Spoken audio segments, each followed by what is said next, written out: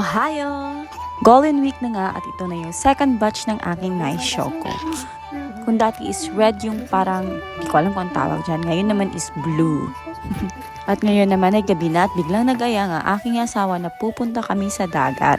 Hindi ko alam kung ano nakaya ng aking asawa nga. Dapat sana ay bukas pa kami pupunta at niisipan niya nga ngayon na lang. Giri-giri na nga kami nag-prepare nito at nag-grocery pa kami. At pagkatapos namin nag-grocery ay nag-dinner muna kami kasi anong oras na masyadong late na talaga.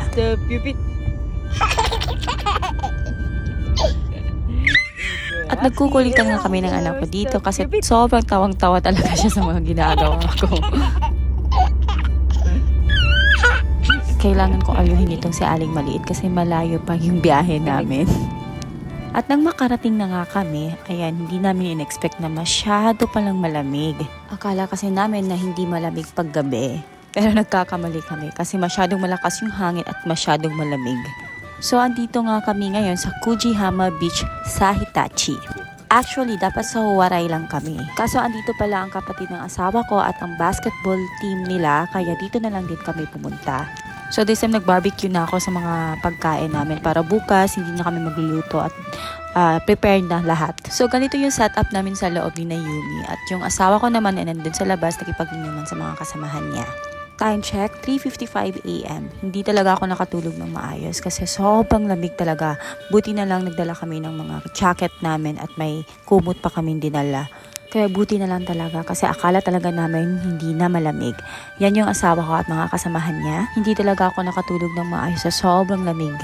At this time, 4:30 AM na nga at tingnan nyo naman yung sinag ng araw. Sobrang ganda talaga, sobra. At nagising na nga si Aling Maliit. Hindi ko alam kung bakit tulala siya dyan. Siguro dahil na-shock siya kung bakit ganito yung tulugan niya at nasan siya.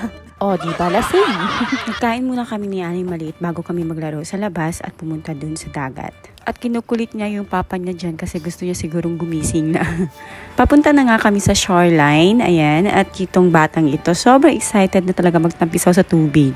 Nagustuhan ko dito dahil nga sa sand din nila, sobrang maganda yung sand and sobrang napakalawak din yung area. Malapit lang din ito sa lighthouse, ayan, nakikita nyo. Plan na talaga namin pumunta ng dagat kasi gusto namin i-embrace ni Yumi yung nature. At sa next plan naman namin is pupunta kami ng Kawa by this June or July. Mas gusto ko i-embrace ni Yumi yung nature para din sa health niya and magiging happier siya kasi nga 'di ba yung nature is a part of our life na magbibigay sa atin ng stress-free and mag-boost din yung confidence ng ating mga anak. Nakikipaglaro na ako sa kanya by this time and sa nakikita niyo naman sobrang nag-enjoy talaga siya, sobrang happy siya and sa wakas nagising na din ang papa niya. Pagkatapos kumain ni Happy, dumiretso na sila dito sa shoreline para mag-bonding. Sa mga nagtatanong nga po pala, regarding sa night shoko, actually bigay lang po yun ng mama ko, mother-in-law ko. Galing po yun sa kaisya nila tuwing, I think, long vacation po ata binibigyan sila nun. And binigay niya po sa akin para may trabaho ako. Thanks, ma! May nagtanong din kung magkano yung sahod. Malamang, konti lang ho, hindi yung masyadong malaki kasi part-time job lang naman din yun. Huwag na tayo mag-expect ng malaking sahod. Ang importante ay may trabaho. So well, pumunta kami dun sa may lighthouse banda kasi gusto namin yung tingnan yung view dito. Sobrang napakaganda pala ng view dito kaya si Inday hindi nagpapahuli. Photoshoot talaga ako dito.